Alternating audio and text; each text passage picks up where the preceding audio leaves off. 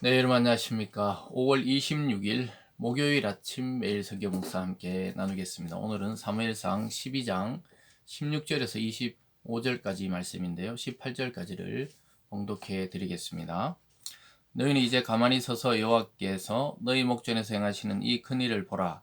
오늘은 밀 베는 때가 아니냐. 내가 여호와께 아뢰니 여호와께서 우레와 비를 보내사 너희가 왕을 구한 이를 곧 여호와의 목전에서 범죄한 죄악이 큼을 너희에게 밝히 알게 하시리라. 이에 사무엘이 여호와께 아뢰매 여호와께서 그날에 우레와 비를 보내시니 모든 백성이 여호와 사무엘을 크게 두려워하니라. 아멘. 오늘 말씀을 중심으로 변하지 않는 약속, 변하지 않는 약속이라는 제목으로 말씀을 증가하겠습니다. 인간은 얼마나 연약한지 몰라요. 약속을 해놓고는 지키지 못할 때가 너무나 많이 있고, 또 약속을 받아놓고 상대방이 어겨서 마음의 상처를 입거나 또는 여러 가지 재정의 상처를 입는 그런 경우들이 많이 있다는 것을 우리가 종종 보게 됩니다. 그러나 성경에 나오는 단 한 분, 유일하신 하나님께서는 단 한 번도 약속을 어기신 적이 없다고 말씀하고 있습니다. 이스라엘 백성을 출애굽시켜서 약속의 땅 가나안까지 인도하시고 또 그들을 거기에 정착해서 살게 하시면서 하나님은 한 번도 그들을 배반하신 적이 없었습니다. 오히려 구원받은 상태에 있었던 이스라엘이 하나님을 배반했죠.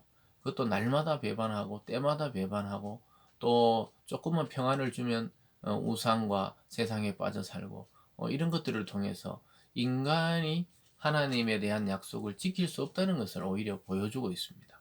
그러나 하나님이 인간을 향하신 약속은 반드시 지켜진다는 사실을 오늘 성경 말씀을 통해 또한 보게 됩니다.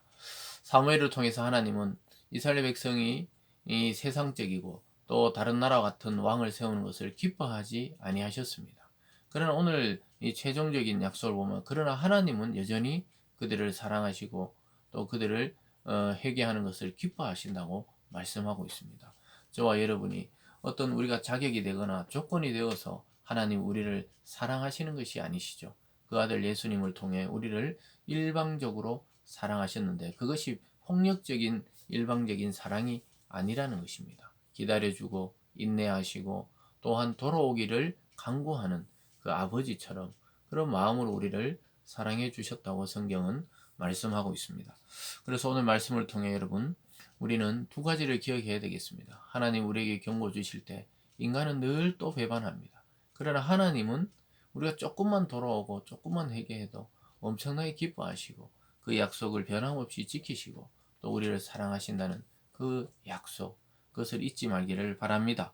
오늘 첫 번째는 하나님께서 호통치시고 경고하고 이스라엘 백성은 회개하는 모습이 나옵니다. 자연의 현상, 오늘 여기에 나오는 우레와 비를 통해서 하나님께서 그들에게 재앙이 얼마나 큰지 깨닫게 하는 것을 보게 됩니다. 이때 보면 2절에 오늘은 밀베는 때가 아니냐. 밀벨 때라는 것은 그 당시에 이스라엘이 건기에 해당합니다. 비가 내리지 않은 때입니다. 이때 만약에 큰 비가 내리거나 또 바람이 불거나 하면 이 흉년이 되는 것이죠. 그래서 오늘 그 증거로 밀벨 때 이 비가 내리지 않아야 될 때 전혀 비가 그동안 없을 때인데 하나님께서 자연의 현상을 통해 우레와 천둥 소리와 또 비를 크게 보내어서 하나님께 그 왕을 구한 일이 얼마나 큰 죄악인지 깨닫게 하십니다. 17절 끝에 보면요. 너희가 왕을 구한 일 곧 여호와의 목전에서 범한 죄악이 큼을 너에게 밝히 알게 하시리라. 이에 사무엘이 여호와께 아뢰 때 여호와께서 그날에 우레와 비를 보내시니 모든 백성이 하나님과 사무엘을 두려워했다. 이렇게 말합니다. 여러분, 우리가 하나님 앞에 죄가 없을 때는 전혀 하나님이 두렵지 않죠. 우리가 아이들로 비유 들어보면 아이들이 어릴 때 뭐 부모 몰래 또는 뭐 엄마 아빠 몰래 어떤 잘못을 저질렀으면 아이들이 불안해하고 두려워하죠. 그러나 그렇지 않을 때는 뭐 언제든지 아빠에게 또 엄마에게 달려와서 안기고 또 장난치고 이런 것을 보게 되죠. 그것은 바로 자기가 뭔가 하나님 앞에 또 부모 앞에 꺼리낌이 없을 때처럼 인간도 그러합니다. 하나님 앞에 우리가 꺼리낌이 없을 때 또 말씀을 통해 기도를 통해 하나님의 은혜로 회개되었을 때 그때 기쁘게 하나님께 나가고 또 자유롭게 하나님의 이름을 부르게 되는 것이죠. 그래서 우레어로 그 비로 심판과 경고를 하셨죠. 너희들이 얼마나 큰 죄를 졌는지 깨닫게 하십니다. 그래서 그들은 이것을 듣고는 순간적으로 또 회개해요. 이스라엘 백성이. 19절에 보면 모든 백성이 사무엘에게 이르되 당신의 종들을 위하여 당신 하나님 여호와께 기도하여 우리가 죽지 않게 하소서. 우리가 우리의 모든 죄에 왕을 구하는 악을 더하였나이다. 이렇게 회개하는 것이죠. 이스라엘 백성이 참 자기의 입맛에 맞게 왕을 세우려고 그랬는데 하나님의 보실 때 그게 악한 것이다 그랬을 때 자기들이 또 회개하는 모습을 구하게 돼요. 여러분 이처럼 아무리 좋아 보여도 자기의 욕망이나 또 자기의 뜻을 이루기 위해서 하나님의 뜻을 배반하는 것을 하나님은 싫어하시죠. 자기들이 알고 있어요. 우리의 모든 죄 위에 또 왕을 구한 악까지 더했다는 것이죠. 하나님은 이스라엘이 이처럼 반짝 회개하는 것이죠. 사실 계속 또 반역하고 이러죠. 근데 그것이 이스라엘 욕할 것이 아니라 저와 여러분의 상태가 그렇다는 거예요. 인간의 이 상태가 이렇다는 거예요. 그래서 우리는 너무 사람에게 기대를 걸면 안 됩니다. 그럼 반드시 실망하게 돼요. 자녀에게도 마찬가지고요. 또 부모에게도 마찬가지입니다. 인간이 한계가 있다는 것을 인정해 버려야 돼요. 그렇다고 포기하는 건 아닙니다. 인간은 사랑해주고 또 감싸주고 또 이해해주는 대상이지 인간을 너무 막 기대하는 것은 스스로를 보면 알잖아요. 우리 스스로를 돌아보면 우리 그렇게 기대가 할 만한 존재들이 아니라는 것이죠. 그러나 하나님 안에 그리스도를 믿는 믿음의 사람은 기대할 만하죠. 사무엘이 그랬고 다윗이 그랬고 또 하나님의 사람 아브라함이 그러고 또 신약의 많은 제자들과 사도 바울도 그렇고 성령을 통해 그리스도 안에 거듭난 자들에게는 기대할 것이 있어요. 그러나 궁극적인 우리의 최종적인 기대는 예수님과 하나님께 소망과 기대를 둘 때 실망하지 않는 것입니다. 왜냐하면 오늘 두 번째로 변함없으신 하나님의 모습이 20절에서 25절 사이에 나오고 있습니다. 20절을 보면요. 사무엘이 백성에게 이르되 두려워하지 말라. 너희가 과연 이 모든 악을 행하였으나 여호와를 따르는 데에서 돌아서지 말고 오직 너희의 마음을 다하여 여호와를 섬기라. 그래, 너희가 이 악을 행했지만 하나님을 너무 두려워하지 말라. 그러나 모든 악을 행하는 데서 돌아서서 여호와를 섬기라. 이렇게 말하고 있습니다. 하나님을 배반하지 말라는 거예요. 우리가 죄악에 빠질 때도 있고 실수할 때도 있지만 그것으로 인해서 완전히 교회를 떠나고 하나님을 떠나는 그런 울은 범하지는 말고 하나님만 섬기라고 이야기하고 있습니다. 그래서 21절에 돌아서서 유익하게도 못하며 구원하지도 못하는 헛된 것을 따르지 말라. 그들은 헛되다. 너희들이 두렵다고 하나님을 버리고 우상을 따라가지 말라는 거예요. 오히려 그것이 헛되다는 것을 말씀하고 있습니다. 그러면서도 하나님은 자기 백성 때문에 그래도 기뻐한다고 말씀합니다. 22절에 보면요. 여호와께서는 너희를 자기 백성으로 삼으신 것을 기뻐하셨으므로 여호와께서는 그의 크신 이름을 위해서라도 자기 백성을 버리지 아니하실 것이요. 하나님은 자기 이름을 위해서 자기 백성을 버리지 않는다. 아주 놀라운 약속의 말씀이죠. 우리가 예수 그리스도 안에 구원받아서도 세월이 흐르다 보면 그 신앙심이 희미해지고 때로는 시험에 들어서 하나님을 반역하고 또 자기 마음대로 죄악에 빠져 살 때도 있습니다. 그러다가 또 하나님이 은혜를 통해 구원을 하시죠. 또 돌아오게 하시죠. 그것을 하나님 기뻐하신다 그랬어요. 왜냐?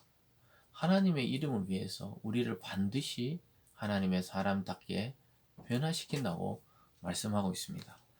참 감사한 일이죠. 그래서 하나님께 소망이 있는 겁니다. 우리를 돌아볼 때는 참 여전히 부족하고 또 이 세상을 좋아하고 또 우리의 정욕대로 살고 싶어 하지만 하나님은 우리를 붙들어서 결국 하나님의 세계로 인도하신다고 약속하고 있는 것이죠. 그리고 23절에 보면 나는 너희를 위하여 기도하기를 쉬는 죄를 여호와 앞에 결단코 범하지 아니하고 선하고 의로운 길로 너희를 가르치실 것이다. 사무엘 자신도 하나님도 이랬지만 나도 너희가 그렇게 악을 행했지만 내가 너희를 위해 기도하는 이 사사의 입장, 또 제사장의 입장, 또 선지자의 그러한 자세를 버리지 않겠다는 겁니다. 여러분, 이 교회 지도자들은 이런 자세를 가져야 돼요. 설사 이 교인들이 자기에게 상처를 주고 떠나갈지라도 목회자들은 그래도 그를 위해 눈물로 기도할 줄 알아야 되고 또 교회에 장로님이나 권사님이나 집사님, 이 직분자들도 우리가 새로운 가족들 또 새로 전도된 분들을 대할 때 그런 마음으로 있어야 되죠.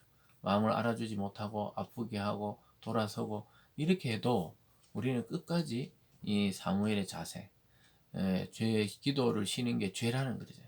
우리가 목회자가 성도를 위해 기도하는 것, 그걸 쉬는 것은 죄입니다. 지도자들이 자기 맡은 양을 버리고 기도하지 않는 것, 이 기도하지 않는다는 것은 눈을 감고 정규적으로 기도하는 것도 있지만 관심을 두지 않는 것도 죄라고 이야기하고 있습니다. 우리가 자기와 양떼와 소떼를 돌보듯이 자기에게 맡겨진 새 생명들 또는 주위의 이웃과 가족들 또는 목회자들인 교회의 성도들 이런 분들을 위해 늘 만나지 못해도 기도할 때 꼭 만난 것과 똑같은 효과를 가지게 될 때가 많이 있습니다. 그래서 가리키겠다. 그리고 24절에 너희는 여호와께서 너희를 위하여 행하신 그 큰 일을 생각하여 오직 그를 경외하고 너희 마음을 다하여 진실히 섬기라. 만일 너희가 여전히 악을 행하면 너희와 너희 왕이 다 멸망당하리라.